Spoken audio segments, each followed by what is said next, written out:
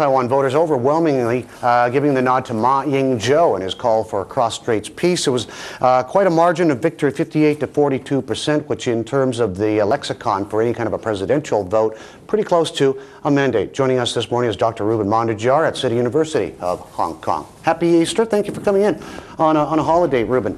Your reaction, this is a pretty strong vote in favor of Ma and his doctrine. What comes next? Well, it's what China really wanted. So because he's a person that they can talk better in more relaxed way, and this is a person who I think did not put independence as like the most important factor in his campaign. So he really tried to boost what he said was improve China cross-straits relations.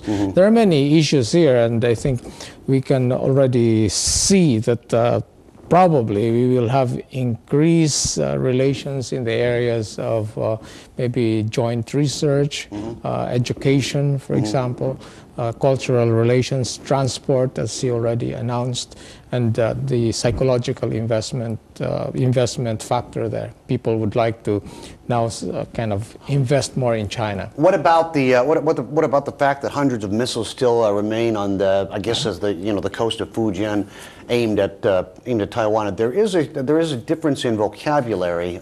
For instance, Ma Ying-jeou has been saying that China needs to stop insisting on unification and renounce its threat to use military force. There's a little bit, there are still some delicate nuances there in terms of language divide. Is China going to capitulate in any way? They're not known for capitulation, are they? For sure, those missiles will not be removed.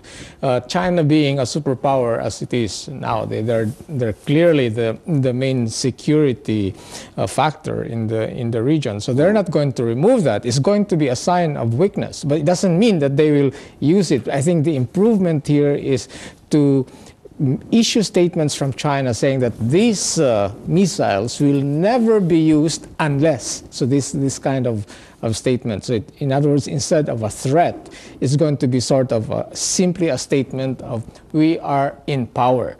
So it's not going to be like, okay, we will use it. And if the moment you declare independence, the buttons will set off. So that's not going to be the language that we will expect now. But to remove it, it's not going to be expected to be removed. Under the DPP, I remember when Chen Shui-bian was elected, I mean, China didn't say anything for days. I remember they're just kind of waiting to see how the world opinion came out before they reacted, and they reacted very, very cautiously.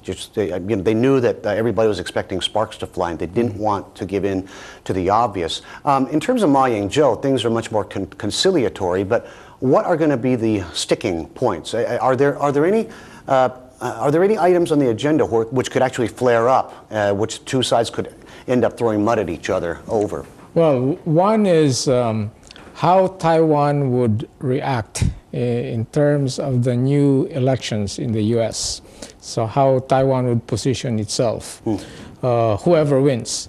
I guess China also would be expecting, they have a kind of their own preference and I think that would be Hillary Clinton, because I think one of the best years of China in the past 20 years was the presidency of Bill Clinton, the friendship, compared to the term of President George Bush.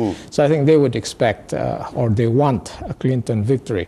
However, Taiwan may not be in the same boat. So I think this will be, in other words, how Taiwan would react, so that the U.S. will take steps, and what steps U.S. will take will depend on how China and Taiwan will engage each other. What is the future for the recent generation of, I guess you could call it, Taiwan dollar diplomacy? You know, Chen Shui-bian having to land in Anchorage, Alaska, in the dead of night to refuel his China Airlines jet on his way to third world banana republic countries. I think they have, what, maybe 24, if that, allies, mostly little rinky-dink nations in the middle of nowhere. Is that going to change at all? Is Manju a little more pragmatic than that? Do you think some of the political allegiances may change? Not only is he pragmatic, but in a way he's an American boy. He's a graduate of Harvard. So he's a Hong Kong boy, too. Yeah, he's a Hong Kong boy. So, I mean, he's more cosmopolitan in that sense. And I think he played that card very well. You remember, internationalized. And he kept using this word, internationalized.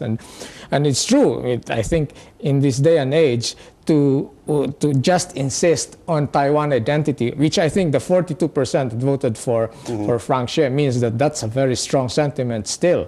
But it means that that 42% also wanted that Taiwan remains international, and they don't want to provoke China. Okay, well, interesting, if nothing else, Taiwan politics, and my appreciation to you, Dr. Mondejar, for making it in on a holiday. Ruben Mondejar from City U of Hong Kong.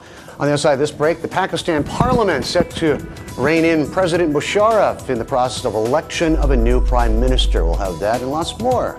Life continues on a holiday here in Hong Kong.